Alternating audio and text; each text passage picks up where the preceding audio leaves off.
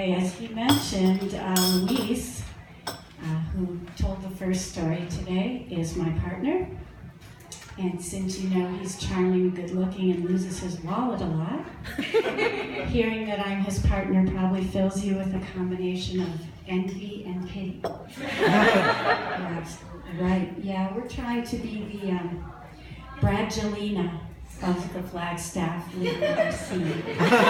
So we'll see what I can do. Okay, here's with my love story. You know that sound your car makes? Dum dum. When you run over an animal. Oh. I don't like it. I don't mean to. They run out in front of your car because they're crazy and they don't know enough.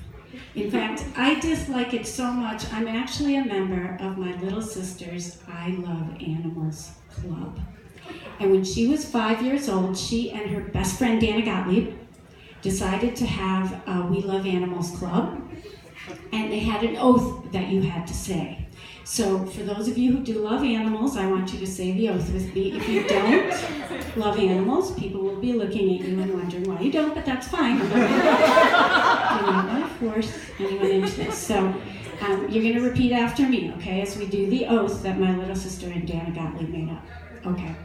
I state your name. State your name. I knew I loved this.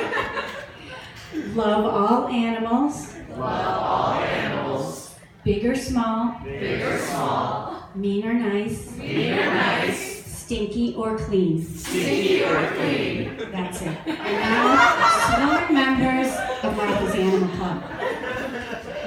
So, I was involved with animals. I work in public health. And one of the things we like to keep all of you away from, and the animals also, is plague. And my story involves looking for plague on fleas, which is how it's transmitted. And these fleas live on rodents. So we in public health will occasionally humanely trap some rodents and take fleas from them and then test them in the lab to see if they have plague. Now, because I know some of you will be completely distracted by my entire story because you're going to sit here worrying about whether you're going to get plague or not, including Luis, who is a hypochondriac. So let me just say before I go on, we did not find any fleas with plague in this story, okay? So you can relax. All right, so off we went. I was with my 4 colleagues, and we went to the Grand Canyon, and we were going to trap trap squirrels, and then get fleas off of them. So the way you do that is you put out some humane traps, and we did it at Bright Angel Lodge, and I don't know, I'm sure a lot of you have been there, but it's basically a squirrel heaven. Squirrels come around all the time, and tourists feed them anything that's there. So it's just, swarming with squirrels. So we put out our traps, we caught 4 squirrels right away. We took them over to the table where we were doing our work. And the way you do it, for those of you who haven't done this before, you gently take the squirrel out of the cage, holding it by the scruff of its neck, and then you put it in this baggie with a little cotton soaked with anesthetic, knocks the squirrel out, also knocks the fleas out, which is helpful, because then you take the knocked out squirrel out, gently comb off the fleas, and then the fleas go to the lab to be tested, and the squirrel goes back in the cage. So we had 4 squirrels. I, of course, named them after all of us in our group right away. So there was Matt, Marette, Crystal, and then I got to the 4th squirrel, who was kind of a big boy, and there were 2 humans left, me and Doug, so I named it Doug Mare. I had to give it a double name. So everything went as planned with the first 3, just fine. We popped them in, anesthesia, knocked out. Now they were kind of waking up a little early, so we were gently putting them back into the cage, and a couple of them started to wake up, and so they're scrambling, and the squirrel's like, I want to get out of here. So you get them back in the cage, and you close the cage. So when we got to Doug Mare, we said, this is kind of a big squirrel. Let's use a little bit more anesthesia. Oh. So we put a little bit more anesthesia in, gently put Doug Mare in the bag, closed the bag, pulled him out, started combing some fleas off of him, and Doug Mare stopped breathing. And I already told you I love animals. So inside I am arguing with myself, Mare, you need to be a professional. This kind of stuff happens all the time. Squirrels fall out of trees all the time. I mean, it's okay. But I love all animals, big or small, mean or nice, stinky or clean. And I'm looking down at Doug Mare. And then my hero, Matt, pushes us up all aside, my colleague, and says, "Get out of the way. I'm a CPR instructor." And he walks up to the table and he takes these two fingers, I am not making this up, and he does compressions on Doug Mare's chest. And we all look at each other, compressions, that's cool. And sure enough, and I'm thinking, this is not gonna work. But still I'm going, mean or nice, stinky clean, mean.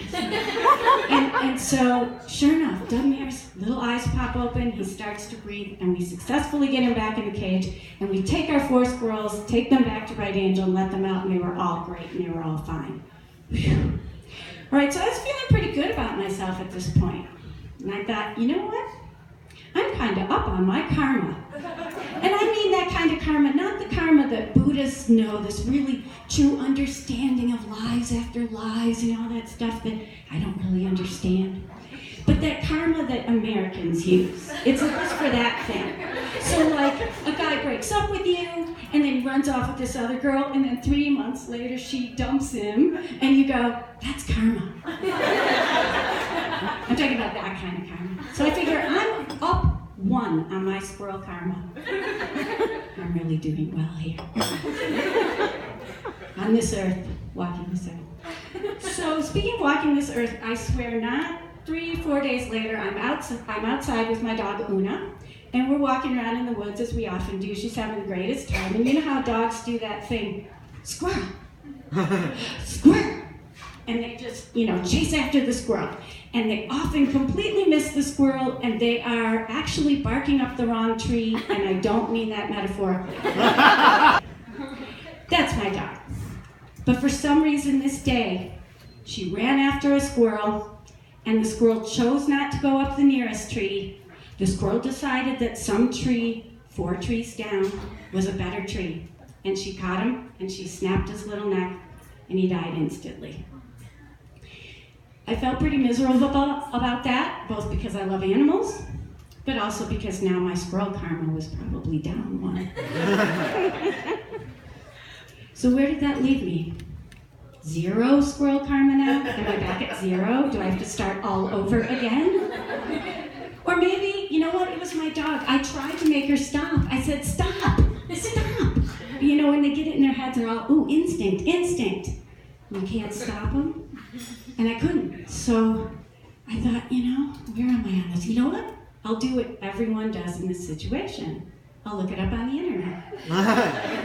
So I Googled squirrel karma, hoping I could get this settled. There might even be somebody I could live chat with, tell them my whole exact story, find out.